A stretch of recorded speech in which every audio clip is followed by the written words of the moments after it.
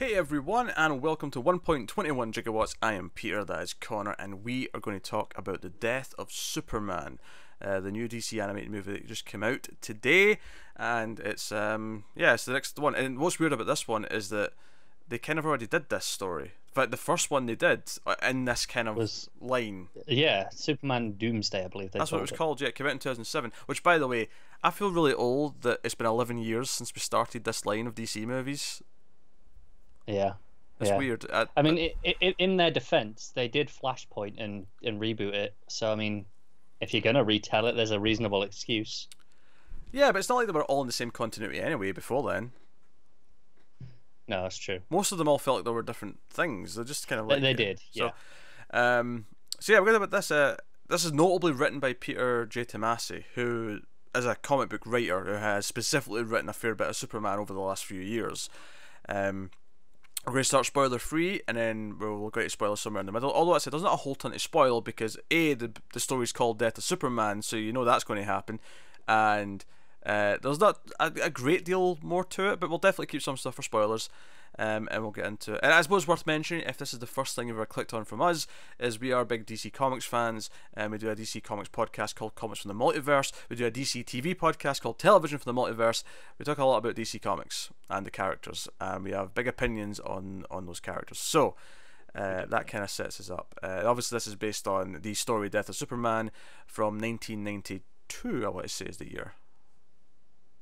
Early to mid 90s was that period. So I mean, I don't know specifically, but I think it was 90, I think it was 92, and then 93 was Nightfall in Batman, which was kind of like essentially the same thing. yeah. I'm thinking, I can ballpark it. 92 to 94. Yeah.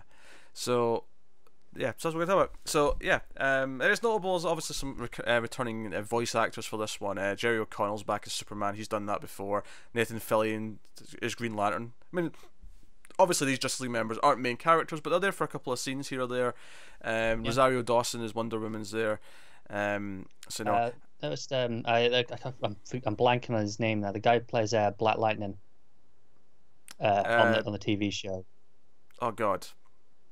Yeah, he's Steel. Oh, is he playing Steel? Yeah, Steel. He's not in this. Actually, do you know what I'm just noticing here? It's just caught my eye. If I'm recognizing that face and name, it is him. Wait, go on. Hold on, let me just from Better Call Saul, Hamlin. He's a Hank Henshaw. I noticed his face there, and I was like, wait a minute. Yeah. I know that face. I didn't catch that one when I was listening. Yeah.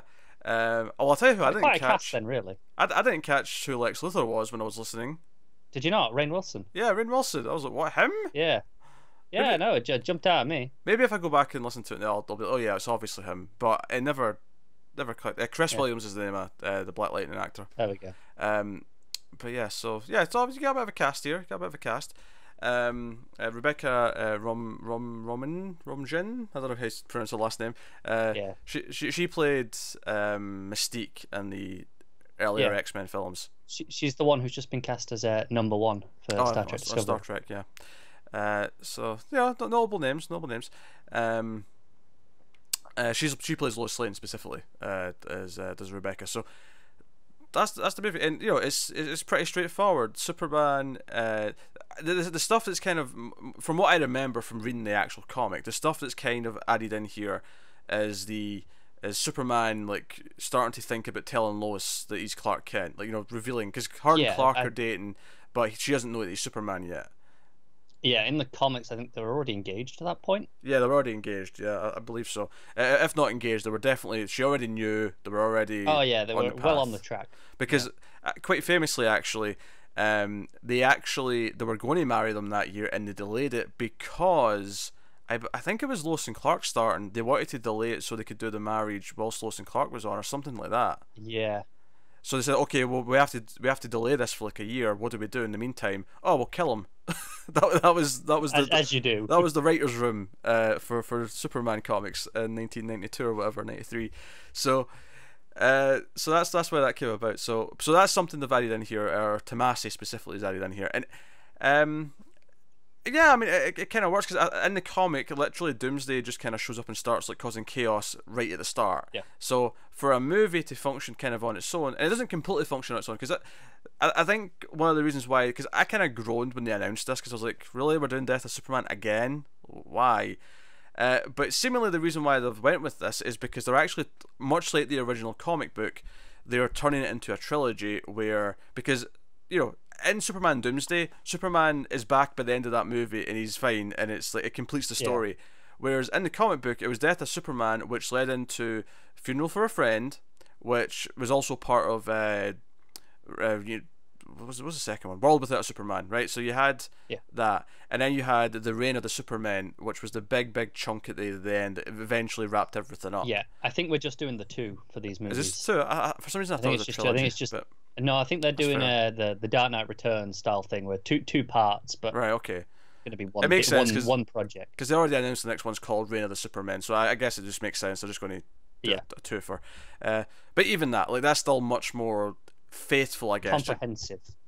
Just in terms of like how much time they're spending on the entire story. And it's worth mentioning, we mentioned Steele's in this movie. He's not Steele yet, but John Henry Irons is there, and Hank Henshaw is there. So that they've set up some characters, and there's a glimpse of another character as well, which I won't spoil. That's more of a proper tease later on. But and there's 3 post-credit scenes. There's 3? There's 3. They're scattered throughout the credits. I never saw all 3. Damn. Okay, well. We'll go through those at the end. You can tell me what those are at the end. Yeah. What annoys me is I click through the credits to find the post-credit scene, so I don't even think it was the first one I saw. I think I saw the last one. Yeah, there was one right at the very end, and there was another 2 scattered throughout. Because I specifically went through them on my TV just to see if there was any post-credit scenes. I guess I was being impatient because I had other things to watch, so I was trying to like speed up the process by skipping through the credits, and clearly I've missed some post-credit scenes as a result, or mid-credit scenes to be completely accurate. But so you got Superman. He's fighting some random intergang criminals.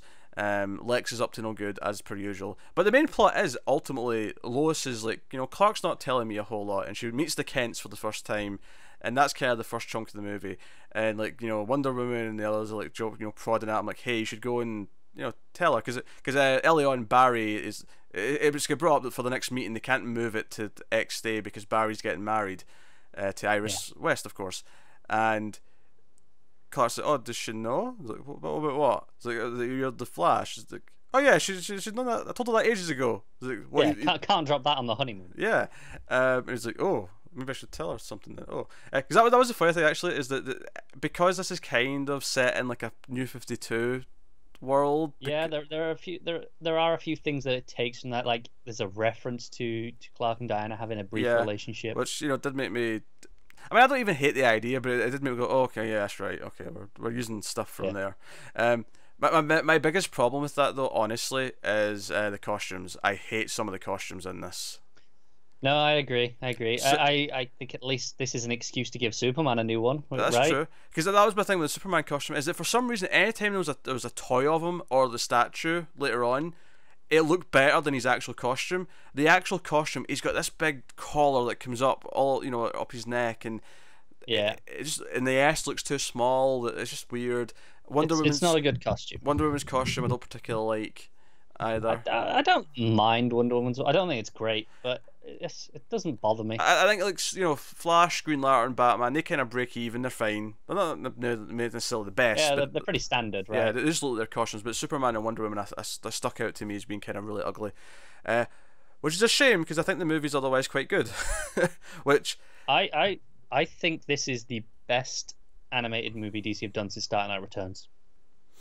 I might agree with that, because I think this feels like Dark Knight Returns in the sense of, okay, no, it's a relatively faithful adaptation, but it's updated where it needs to be. It's this 2-part thing, and there's an actual emotional core to this movie as well, which a lot of these movies don't have. They don't. I think I agree with that statement, actually. I'm trying to think of any of them since then. Because Dark Knight Returns... I was just going through.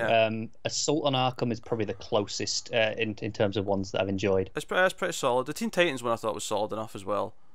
Judas Contract. Yeah, no. there's been a good handful that are like, yeah, that's pretty good. It's solid. Justice League Gods and Monsters was pretty good. I still haven't seen that one actually, but yeah, the see all the. I feel like the majority of them, though, since then, after Dark Knight Returns, have mostly been kind of mediocre. that's fair. Yeah, There's been a lot I of can't them. argue with that. There's been a lot of these animated movies where I've just been I've watched them out of habit, and they're kind of okay. A couple of them are downright bad. You know, the opening half of The Killing Joke is like disastrous, and then that Harley Quinn and Batman one from last year was like, oh my god, someone kill it with fire. Disastrous. Yeah. Yeah. So like, there's been some really rough ones, but for the most part, they're really like even before Dark Knight Returns, there was a lot that kind of felt like this, but it felt like it was more consistent after that. Where, okay, this is fine. Like Crisis on Two Earths, I think it was called. Like it's fine. It's okay. It's enjoyable enough, but it's not really poking at anything. It doesn't really doesn't have a pull. Whereas this one, I agree, kind of like Dark Knight Returns, kind of like some of the better ones. I'd say Flashpoint Paradox was probably one of the better ones. It's not as good as this. It's not as good as this, but I think again it works for similar reasons in that it has a story to tell, like specifically, rather than just being, oh well, we need to make one of these. Sure, I feel like Flashpoint was one that I kind of just bundled in with the rest that were kind of just okay. Oh, fair enough. I thought that was pretty good, and then it kind of went down after that for me. No, the ones I remember being good otherwise were Superman versus the Elite. I did remember Batman liking Under the Red Hood. Yeah, that was good. Yeah, that was one of the best ones. Yeah, I did remember Wonder Woman being good, but then when we watched it again, just before it wasn't as good. It didn't hold up as well, did it? It didn't hold up. No, there was a lot of problems with it in a repeat viewing. Especially having read a lot more Wonder Woman since I watched it the first time. If I recall, the Superman Batman Public Enemies was all right. It was a solid 7. Yeah, it wasn't like one of the that's the best one, but it was pretty solid. Yeah. But no, this is up there. This is up there with one of the best. I actually found myself getting kind of teary-eyed a couple of points during this, which is really impressive because, like I say, my biggest complaint with these DC animated movies as of the last like 5 years is that the vast majority of them leave me just kind of feeling, yeah, okay, it's fine. Yeah, like, even the ones that I enjoyed, I'm like, yeah, it was fun enough time. You know that Justice League Dark one last year, yeah, I didn't really feel anything. It's fine. Yeah, no, I agree. I had okay time with it. I'd say even this year, Gotham by Gaslight. I'm like, yeah, it was all right. It was okay. Yeah, didn't set my world on fire. It was fine. Yeah, but this one, like, I think, especially doing this now, a few years after BVS. Oh sure. Oh, it's way better than BVS. Yeah, that's how you do this story. Yeah, it's way better than BVS's like similar. You know what it took from Death of Superman. Superman Doomsday is still better than BVS. Oh, it is. Yes, no. But in terms of the adaptation of Death of Superman, this one by far the top. Several rings down, you got Superman Doomsday, and then somewhere in the gutter, covered in shit, is Batman v Superman: Dawn of Justice. And I think ultimately, yeah, like you say, when this was announced, you're like, what, do we really need to do this again? Well, I think partly it's that because we've done it again twice technically, if you include BVS, and then secondly, yeah, I mean generally speaking, I've been kind of just like, oh, these are okay, these animated movies, like they've not been that great for a while. No, I agree, but then they proved to me, no, this is why it needed a remake. This is probably the closest that we're going to get to a definitive version of this story. That last Suicide Squad one, whatever it was called, I can barely remember it. Hell to Pay? Oh, that sounds right. Yeah? I barely remember what the plot of that was. That was, what, 4 or 5 months ago? Yeah, there was a lot of Deadshot and a lot of Harley. That was about it. That's all I remember from it. I'm not even sure I can remember who else was on the team. I think Captain Boomerang? Maybe, yeah. I don't know, this is kind of the point, they're just so forgettable mostly these days. But this one was really good. This one, like right away, Superman, this is why it hurts so much that his costume looked like shit, because his personality was perfect. Like the way he talked to Bibble's in there, and we know Tomasi from the comics likes Bibble, so it made sense that he was there. But the way he spoke to Bibble, saving people, during the Doomsday fight itself, the way that he's trying to save like innocent people while he's fighting Doomsday. Yeah. Like it's so good, and the idea, of course, the emotional weight of like building up to tell Lois who he is, as he like is kind of like almost ignoring the Justice League distress call as Doomsday is happening, and then he has to go and fight Doomsday. Because ultimately it's a very simple film, because it has to be, because it's building up to this big fight, and then once the fight happens, the fight lasts a while, and then he's going to die, because that's kind of the plot of Death of Superman. Which, speaking of just the fight stuff in general, the animation was really working for me this time. Sometimes I feel like they kind of just, it looks all right. No, the animation was some of the good. action stuff in this, I thought, particularly when Wonder Woman was fighting Doomsday, looked fantastic. It was good. Green Lantern was good. I actually, just to go along with what I liked about the animation, there's a moment where Doomsday's asteroid that he's coming in, when that's coming into the Earth, it goes through the clouds, and the cloud kind of like dissipates like around it as it goes through it. Yeah. And I thought, that looked quite good. It looked, it felt kind of. There's a downright beautiful shot of during the fight. I think it's Superman. He knocks Doomsday up into space. Basically, he goes through the cloud layer and he goes up, and it just looks fantastic. Like it was like, that's like one of the best shots I've seen in one of these movies in years. Which is why it hurts so much that the Superman costume looks like shit, because it's like everything looks so good, but the costume looks crap, and it's like, can we just go? Can we just like pay for like a remastered version where you just go through it and just change his outfit? That's just, everything else can stay the same. Just repaint over nothing else needs to change. Just give him more neck, right? Let more of the neck breathe. I found myself really grateful towards the end of the movie where his suit's getting all torn up, and it's like, rip it to shreds. just like, I don't have to look at it now. Yeah, just get rid of it. It's fine. It's fine. Because usually in a Superman like story or a movie, I'm like excited about him like ripping open the shirt, and like, no, I preferred him as Clark Kent. This it was like shirt. Yeah, to be fair, the actual shirt ripping open moment was okay because it's so close in on the S. Actually, I'll be honest, I'll criticize it not because I think the shot itself is bad. The shot itself is great, but I'll criticize it because the S is bigger in that shot than it actually is in his suit. They cheated, is what I'm saying. They cheated to make that shot look better. And all I was like, but just make it that size the whole time. That's the problem. They know it needs to be bigger because they're looking at this going, well, that doesn't look any good. We need to make it bigger. So why not just do that permanently? Yep, no, it bugs me. Which is why I am glad we're getting a new suit, right? He's not coming back to this show. Oh, he better. I mean, I assume he'll have his black suit. Really, Wonder Woman needs sorted. Yeah. Yeah, it's kind of annoying that even though the comics have kind of gotten away from all these New 52 stuff, because we're in Rebirth now, the movies for some reason have stuck to the New 52 stuff.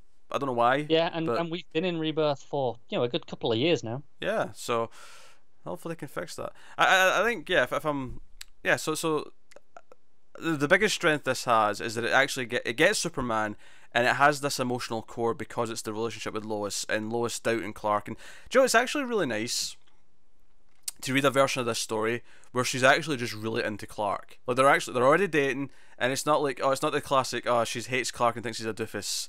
Like, when the movie starts, she's actually like, he's joking that, you always seem to be in a better mood when you've met Superman. And maybe you should buy a pair of tights then. And there's some banter about it, and it's funny. And it's doubly funny to us because he's Superman, so it's like he's almost just being jealous of himself. But it's good nature. Yeah. But no, it's good. I think it gets Superman. It gets how he interacts with people. The idea of Bibbo like watching the fight and being concerned, Lois being concerned watching the fight. I love actually because in Death of Superman, there's a very similar thing where like the Justice League tries to fight Doomsday first, but at the time in the comics, the Justice League was kind of this weird B squad of characters where. If I remember, you had like Guy Gardner, but he wasn't a Green Lantern at the time. No, you're right. And there was other characters that I can't remember. There was a bunch of B and C listers. So it actually works better when it's the proper Justice League. It's Flash, it's Green Lantern, it's Wonder Woman, it's Martian Manhunter. Because actually, one of my favorite parts of when it was before Superman was fighting him was Martian Manhunter fighting him, and him trying to and even Batman and just trying to keep him away from Batman. Yeah, because he knows. I mean, Batman's not got a chance again. I mean, they're all getting their asses kicked. Like, Batman has no chance. Yeah. But in the idea that Batman knows that and he's just running, he's running from this like unstoppable killing machine. It makes because what it all does, it's kind of that thing where it keeps building and building him. So it's like the only one who has a chance is Superman. So by the time we get to that point where they're all broken, they're all almost dead, and Superman eventually just shows up. It's big. And it's these elements that I feel weirdly using the New 52 continuity in the way that they are. this is where it excels, because this movie, if you do a straight adaptation, you don't have the stuff with Lois there, like this, building up to that. You don't have that emotional core because she already knows. You've got that other Justice League. So doing it this way, it feels like this is kind of how it should be.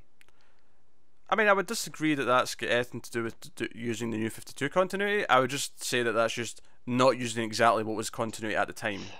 No, it's true, but I feel like because if we hadn't done the New 52 like reset of this animated universe, I don't feel like they would make this movie and go, oh, we'll use the BC listers. Well, no, they would just use the main 7. Okay, they might on that one. Probably wouldn't use Cyborg, admittedly. Probably not, but whatever. The Cyborg's just there specifically now. the stuff with the Lois relationship, which is the core of this movie. I don't know if they'd have done that or if they'd have used a more straight adaptation.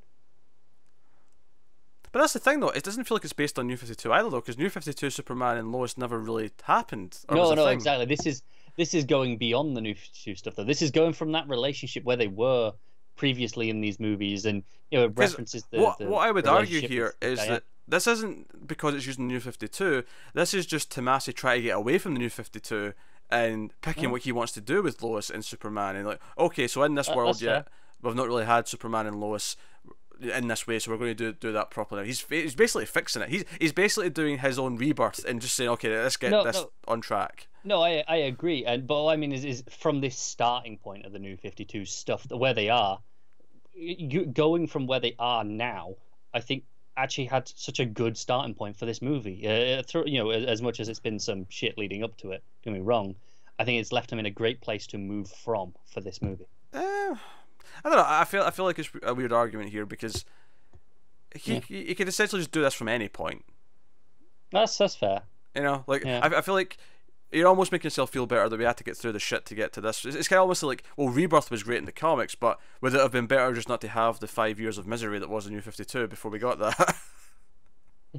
Yeah, probably. So it's like I'm with you. But no, I think the Clark Lois thing is perfect. It really is. So I mean, we'll give the spoiler warning now. I think just so we can talk about stuff later on and what it does with things specifically. And so the scene where he tells her, it's just a really simple scene where they're sitting down. I feel like there's other writers who would have went really grandiose with like the moment she finds out, and it's just, no, I'm Superman, and she just laughs at him. And he's like, no. Which is, of course, I'm waiting for the laugh when he says that. I'm just because that's the response, right? And I like the way he takes off his glasses. She doesn't actually just see him immediately. He's like, no, look at me, really look at me now. Yeah. And it takes her a second, and she's like, holy shit. Do you know what? I'd have loved if they actually had her say holy shit. I mean, because it's kind of PG-13. You can just do holy shit. You get away with one. Yeah. So, PG-13 can have as many shits as it wants, I believe. Oh, can it? Yeah, PG-13. I thought there was still a limit of 5 or 10 or something like that. I mean, maybe there is, but I mean, 5 or 10's enough that I'm not noticing that it's a limit. No, that's true. Whereas the F-bomb, it's like, no, they can have one, and you'll notice the one. Yeah.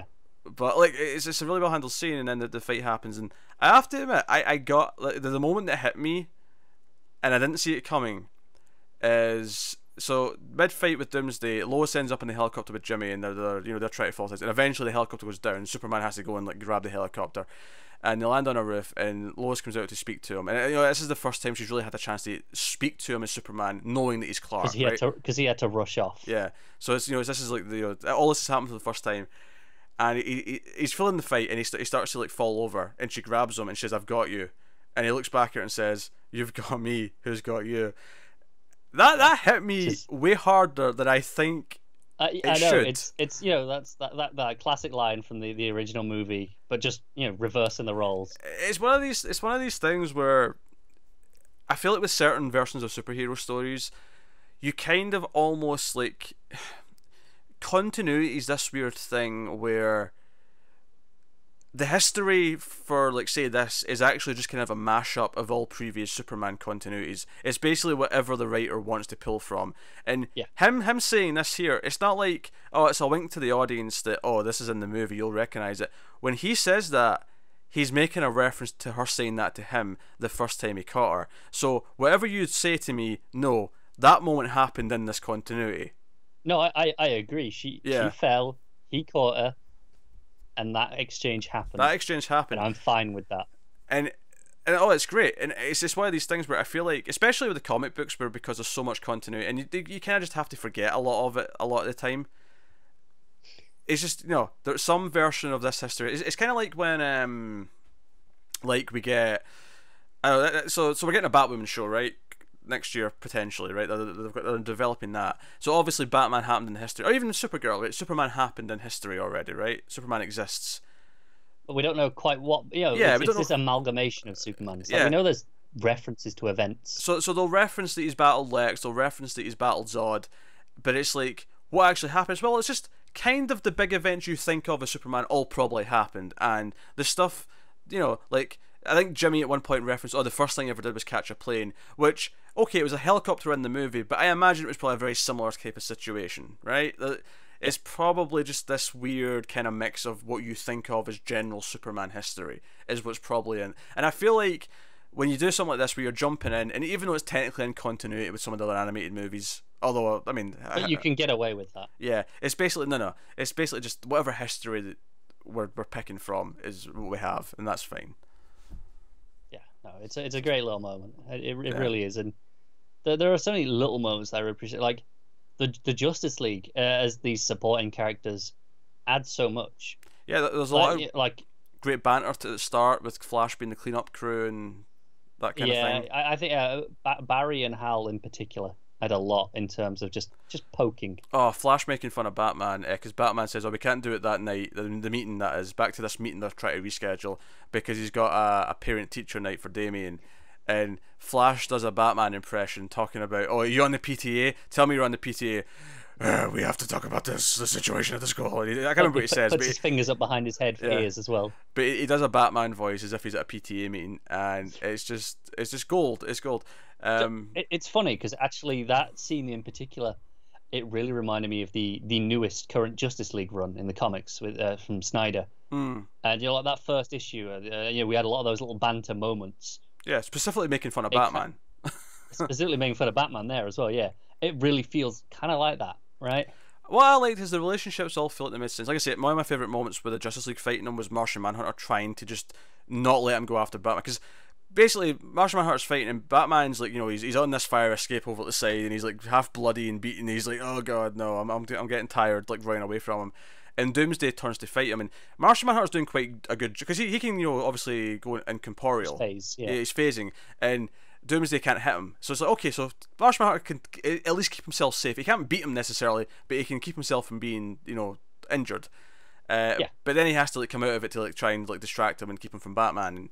And I like that moment. I love that after that happens. And the follow up is that is he gets thrown into the gas station. Yeah, it's all fire. Yeah, and it's all fire, and he's just screaming in terror. Yeah, it was actually kind of a dark moment, actually, now that I'm thinking about it. And then, but after this, Batman, he stumbles down. He's he's lying down, basically killed over, and he's like, Clark, we need you right now. And just from that one line, I'm like, the entire friendship between Batman and Superman exists. Like, that's all you get of it, really. There's not a lot of talking between them. Batman's only in the one meeting scene early on, and then he's in the fighting scenes here.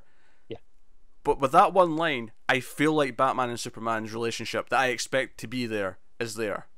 It just exists. Yeah, no, it is all that. Like, you've got it throughout, like with Wonder Woman, her, calling him Clark in the field, and he's like, no, don't do that. Come on, code names. Yeah, or even that when she's like, oh, you want to be called Superman? Yeah, you have an ego. And he's like, well, Wonder Man makes me sound, like I'm married to you. But he's like, no, I like it because she gave me it. She gave me that name. Which, again, lots of versions of Superman, Lois named him Superman. So, again, it's adhering to that history. It's a really sweet moment. And you feel it just feels really genuine, doesn't it? It does. And you feel bad when Lois is getting kind of weird because he's holding stuff back. He clearly doesn't want to really have her talking to the Kents, his parents. And they're telling just goofy stories about his youth and talking about Lana, trying to embarrass him. And he gets her out there quick enough. But it's all these nice little moments, these little references to things that really work. And and obviously, like we say, so we're introduced to John Henry Irons. So he's there. They establish he's a Superman fan. Hank Henshaw is so convinced that Superman's going to, because he's up in space. He's in the the Space station. well, yeah, space station. I was going to say in orbit. He's in orbit. Around Earth. And obviously this meteor's coming. Their ship's getting ripped apart. He's like, Superman will save us. He always saves us. And then he's the other astronauts that he's with just get sucked out into space, and they're just like gone. And I'm like, oh, that is dark as well. That's dark as shit. They're just dead. It doesn't pull punches, this movie. It doesn't. And then so obviously the final post credit scene that I did see was him looking like cyborg Superman flying towards Earth. Yes. And obviously they tease. So we got him. We confirmed that John Henry is around. We do see that Project Cadmus, Lex has got like all these clones. He's got his evil doctor genius clone. Yeah. We see Superboy. We see the what's going to become of Connor Kent. We do, yeah. In a test tube.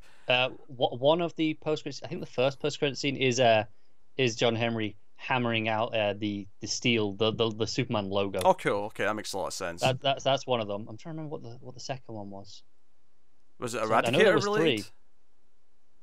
I don't think so. Just because the other two are about two of the Supermen that we're going to have. Yeah. So let me just have a quick glance because I'm just trying to remember. Yeah, you have a. So look. The cliffhanger actually is. Remind me. Oh no, sorry. The steel one was the second one. The first one was Superboy being unleashed. Okay, all right, cool. Remind me. The end of the Death of Superman book, as in the first trade, it's just the Death of Superman. Does that end with the same cliffhanger of like the tomb's empty, the crypt, it's empty? That does that definitely happens. It did. That definitely happens in the comic, but it may be slightly later. I thought it was slightly later, but yeah, maybe I'm just not remembering. Yeah, so they get the big statue, and of course, and of course, also just to go back to the emotional core of the film, the moment that he does hit Doomsday hard enough to kill him, which by the way looks great because his head like spins right round, that happens because Lois steps in, because Lois actually, knowing that she can't accomplish a damn thing, throws a rock at Doomsday. She throws a rock Classic at Doomsday. Lois, right? Yeah, and then she's going to throw a second one and just realise this is worthless. And Superman can barely stand up, but he gets enough strength. He summons enough strength. He's like, no, I'm not letting Lois die.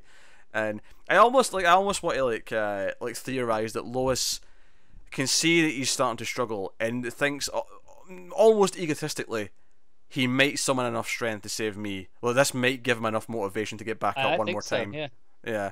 I like that idea that she is doing that, not necessarily knowing that it might take so much out of him that it'll kill him, but like, no, this might give him just enough strength to win the fight, is that if I'm in danger. Yeah. And she obviously says, I love you, and it's this slow moment where Doomsday's walking towards her, and Clark's like clenching his fist and ready to do it. But it's great. It's great because the entire movie has been about their relationship. So having her there, I particularly enjoyed the scenes with Lois and Kat. Oh yeah. Because she thinks Clark's going to break up with her because he's like, oh, we need to talk at lunch, and we know that he's actually wanting to tell her who he is, but she's like, oh no, that sounded bad. That sounds like a breakup. But like that first moment where Kat pops up, she's like, so what's going on with you two?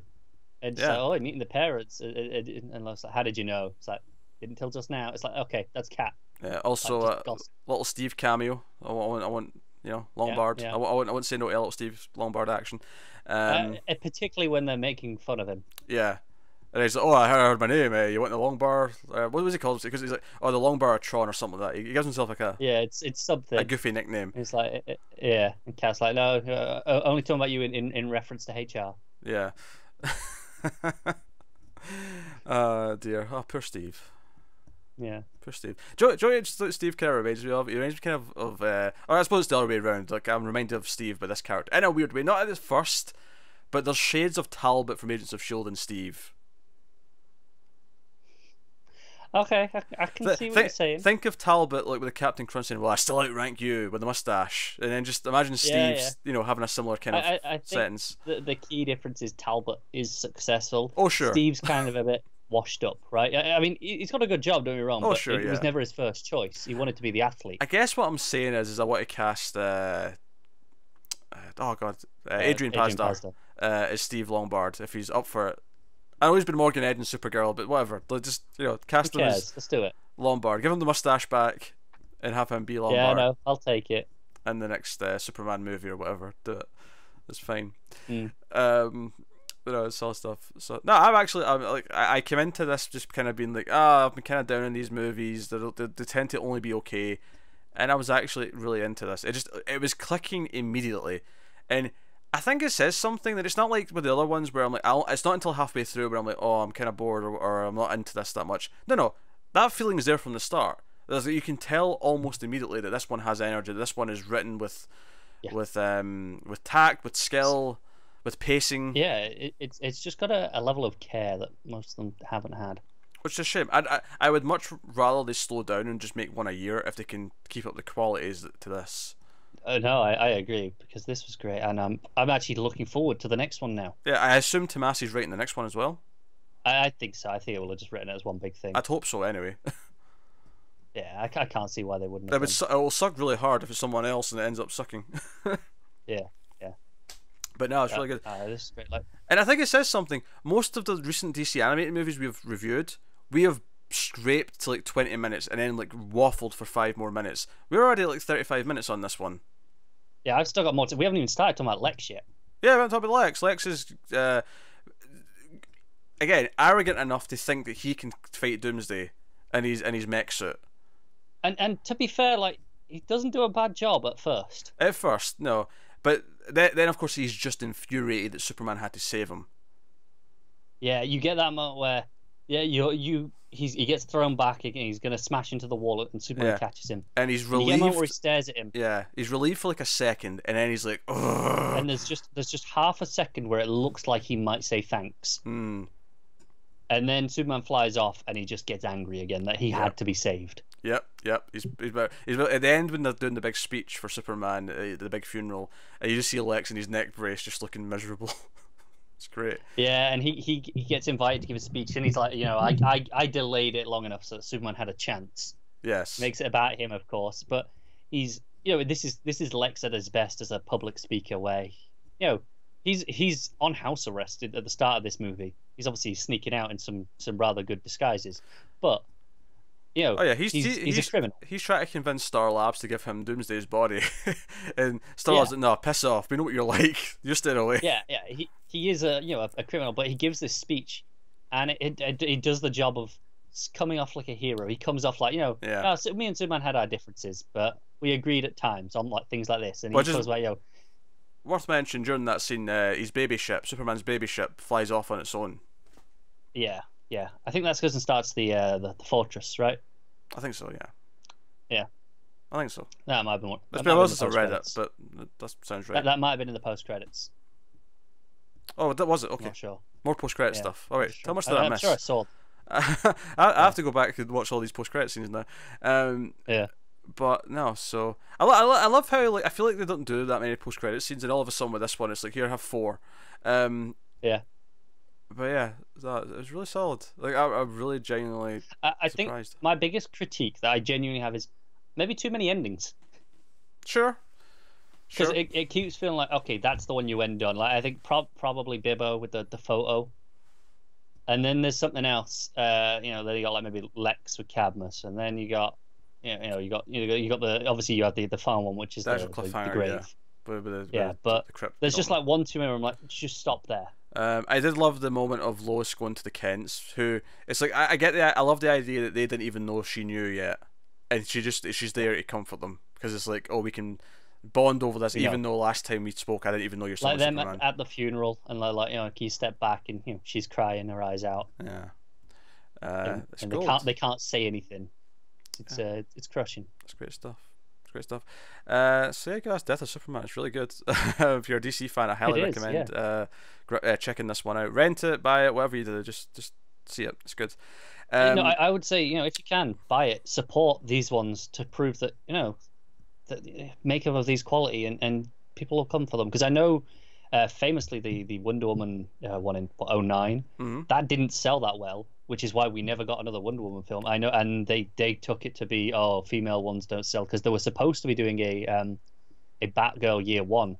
Not they were ready to go into that hurts. After Wonder Woman, and it got cancelled because of the poor sales. I love that book. That hurts a lot. I know.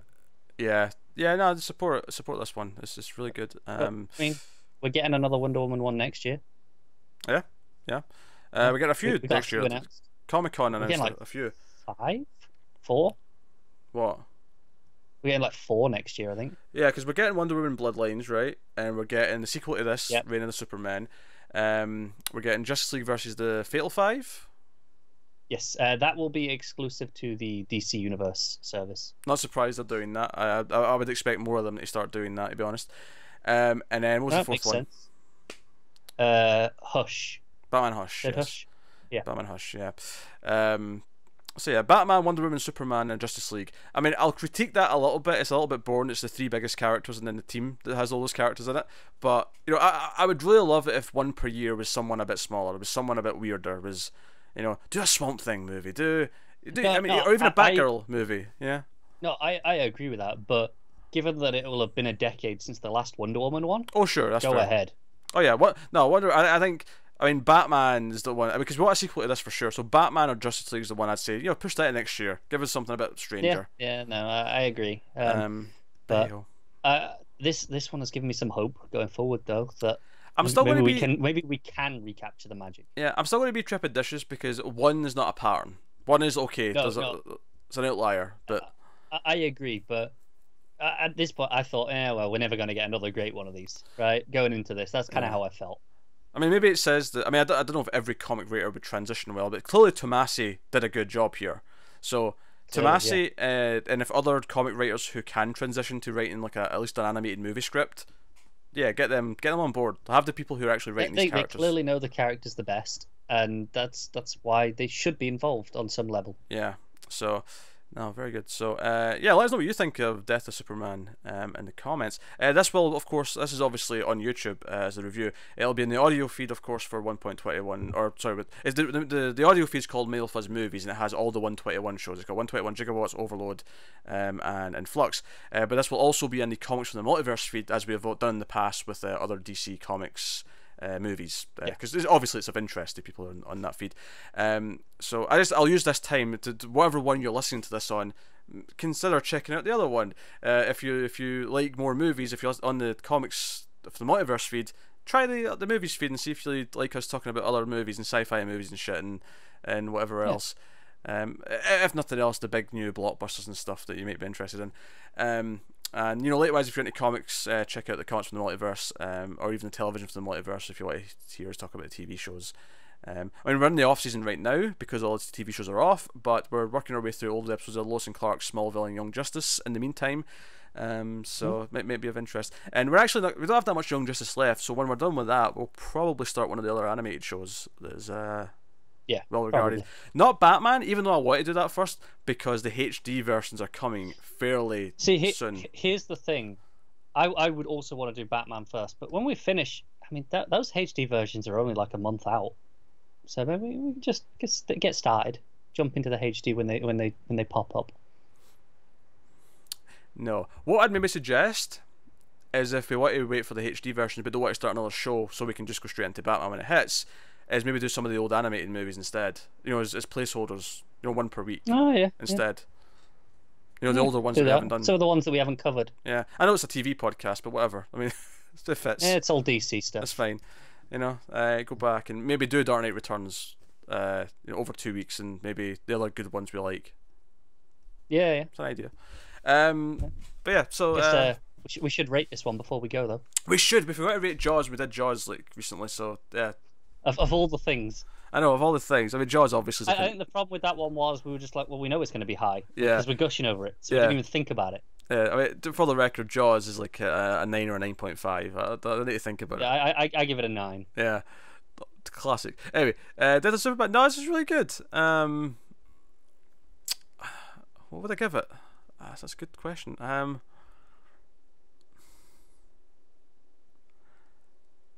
don't. I'm going to go 8.5. Yeah. I can't go. See, if they had a better suit, I'd get a 9. But that suit bugs me so much. Distracted you just too much. It's too much. Every time the start of every scene with him in that suit, I had a moment where I went, "Oh, that looks awful," and then I'd get into it again afterwards. But every time, no, I'm with you. 8.5, which is given that the last run of these have been between 5 and 7. And sevens were getting rare as well. To be honest, they were. They're mostly hitting like sixes, right, with the occasional above or below. Yeah, five and So six, this and then the odd travesty like Harley Quinn and Batman, which was like a was 3 just or like a 4 or something two like or something like that, yeah.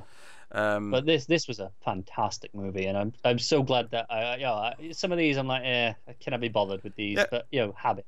I mean, it's one of the things we should mention is that every so often on Influx, every 3 or 4 months, we do a countdown, and we considered a while ago doing a top 50 superhero movies, but we decided to wait a little bit because we didn't quite think there was enough that we loved. But this is a sort of another one that's maybe not as obvious that adds to that list, where it's like, okay, when we do top 50 superhero movies, this will probably be on there. This will probably rank. Oh yeah, well. It would definitely get on mine. Yeah, so another good superhero movie to the list is a good thing. So yeah, and it's nice to get a good DC movie because those are in short supply. Hopefully things will turn around. Obviously, we get Aquaman and Shazam coming, and hopefully those can. It's kind of crazy. We're gonna have 2 Wonder Woman movies next year. Yeah. So I mean, animated and live action. That's cool. That's cool. So. Here's hoping, and obviously we're drowning in TV content at this point. I mean, CW is going to have 6 TV shows. The DC service has announced 4 live action and 2 animated so far. So we'll see how many more we end up with. Please, that's before you include Krypton, and we got the Alfred series, and I forgot about that stupid Alfred series. I know. Oh, actually, there's some interesting Krypton news for the TV news this week, and we'll talk about that in TV in the multiverse as well. I won't mention it here, but there's some interesting season 2 Krypton news coming up. But that is us. So thank you very much once again for watching and listening, and we always appreciate it. We go to Patreon.com. I spent so much plugging the other audio feeds that I never mentioned Patreon. Patreon.com/MailFuzzTV is how you can support us if you want to do that. You can just for $1 you get a couple of bonus shows and some stuff early. But obviously there's some voting stuff you can get, the $5 tier, and so on and so forth. So please do check it out, and if not, you get handy links to all of the different shows and all the audio feeds there as well. So it's worth going over just for that handy information. If not to give us money, but we do love money, so if you can, we'd love it. Helps. We'd appreciate it. So yeah, that is us. So thank you once again for watching and listening. We always appreciate it. Keep watching movies, guys, and we'll see you next time.